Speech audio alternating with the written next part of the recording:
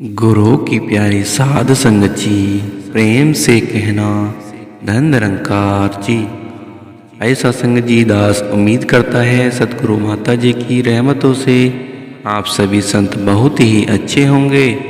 साध संगत जी, आज की साखी है, अच्छे इंसान के साथ हमेशा अच्छा होता है। साध संगत जी, अच्छे इंसान के साथ हमेशा अच्छा होता है, यह एक कहावत है। इसका अर्थ यह है कि जो दूसरों के साथ अच्छा करेगा तो उसके साथ भी हमेशा अच्छा ही होगा। साध संगत जी, किंतु आज के समय में यह कहावत कुछ लुप्त सी हो गई है, क्योंकि आज के समय में लोग एक दूसरे से ईर्ष्या करते हैं। लोग अपने आप को दूसरों से बेहतर साबित करने में लगे रहते हैं। उन्हें दूसरे की कोई परवाह नहीं होती, वे सिर्फ अपने बारे में ही सोचते हैं। सत्संग जी, इस समय ऐसे बहुत ही कम अच्छे इंसान होंगे जो कि दूसरों के बारे में सोचते हैं। सत्संग जी, किंतु उनके साथ हमेशा अच्छा ही होता है। ऐसे ही एक अच्छे इंसान की साखी आज मैं आपके सामने प्रस्तुत कर रहा हूँ, जिसके साथ हमेशा अच्छा ही होता रहा है। साध संगत जी, प्राचीन काल की बात है, एक शेर सिंह नाम का राजा हुआ करता था। वह बहुत ही अच्छा इंसान था।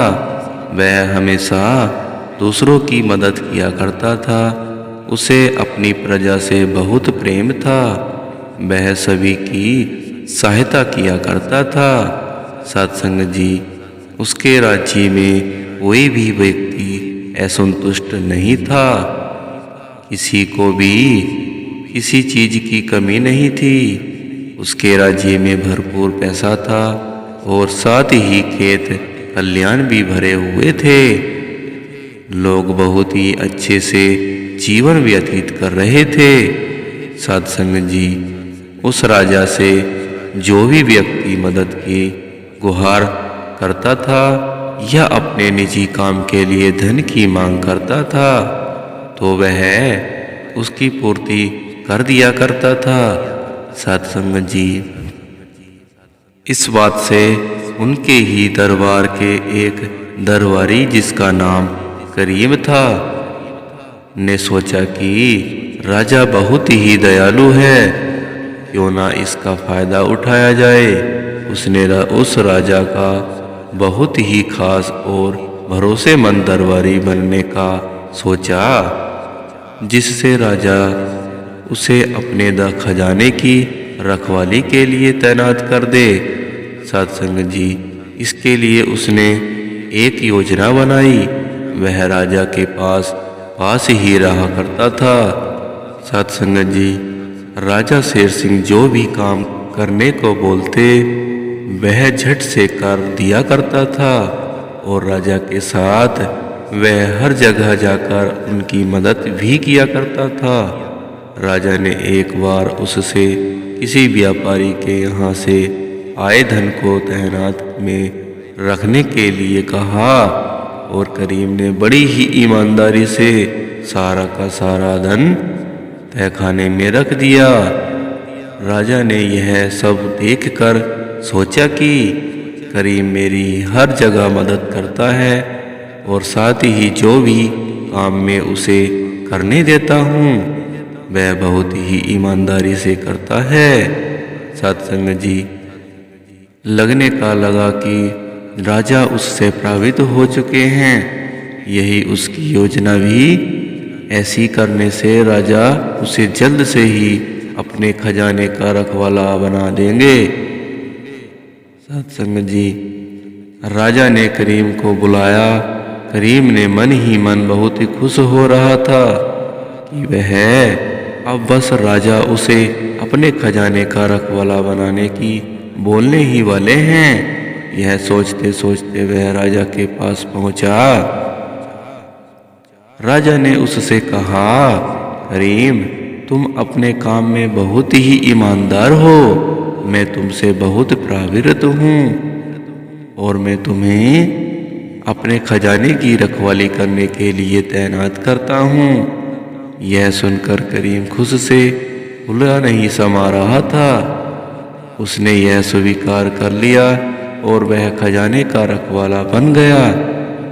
रखवाला बनने के बाद कुछ समय तक उसने अपना काम बहुत ही ईमानदारी से किया, जिससे राजा को उस पर और भी बहुत ज़्यादा भरोसा हो जाए।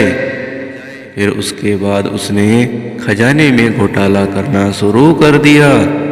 साध संगत जी, एक के बाद एक घोटाला करता चला गया, जिससे खजाने में बहुत ज़्यादा नुकसान होने लगा।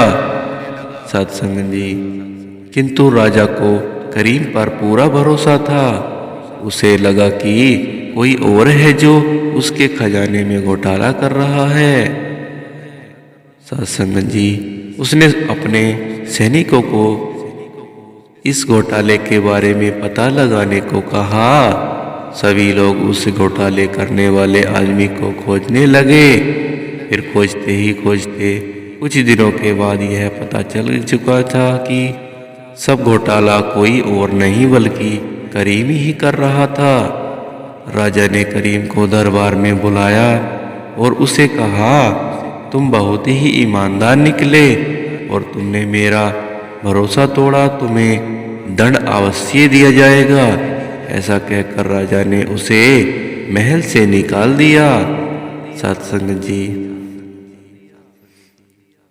महल से निकालने जाने के बाद करीम ने सोचा कि अब मुझे कोई काम नहीं मिलेगा और यह सब राजा की वजह से हुआ है, मैं राजा को मार दूंगा। साध संगत जी, ऐसा सोचते हुए उसने राजा को मारने के लिए योजना बनाई और वह चुपके से छुपाते हुए महल के अंदर घुसा और किसी तरह वह महल की रसोई में गया। साध संगत जी, वहां पहुंचकर उसने राजा के खाने में जहर मिला दिया, जिससे राजा की मृत्यु हो जाए। किंतु राजा बहुत ही दयालु और अच्छा इंसान था। उसने यह खाना गरीबों में बांट जाने का ऐलान कर दिया। करीम यह सुनकर डर गया और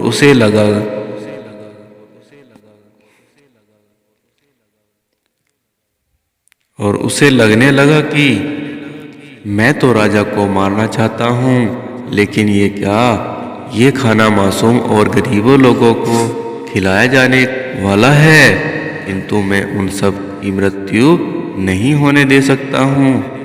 तब वह राजा के पास गया और उनसे कहने लगा कि हे राजन, यह खाना गरीबों को मत बांटिए, इसमें जहर मिला हुआ है।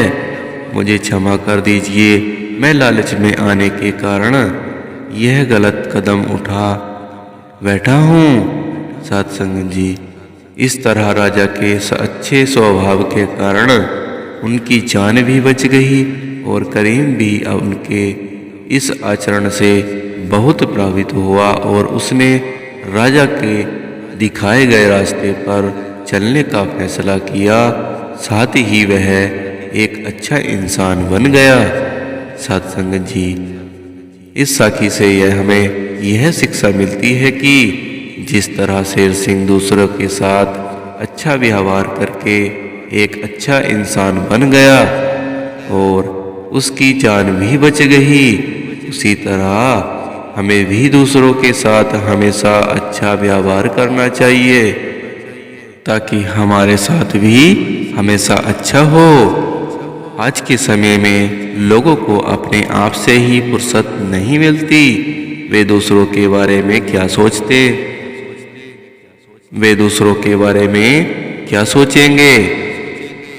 किंतु यह साध संगत जी, हमें यह सोच बदलनी होगी, तभी हम एक अच्छे इंसान बन सकेंगे और हमेशा हमारे साथ अच्छा ही होगा।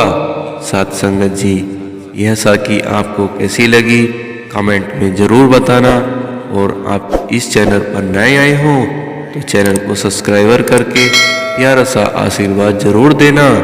सत्संग जी प्यार और सत्कार से कहना धन निरंकार जी।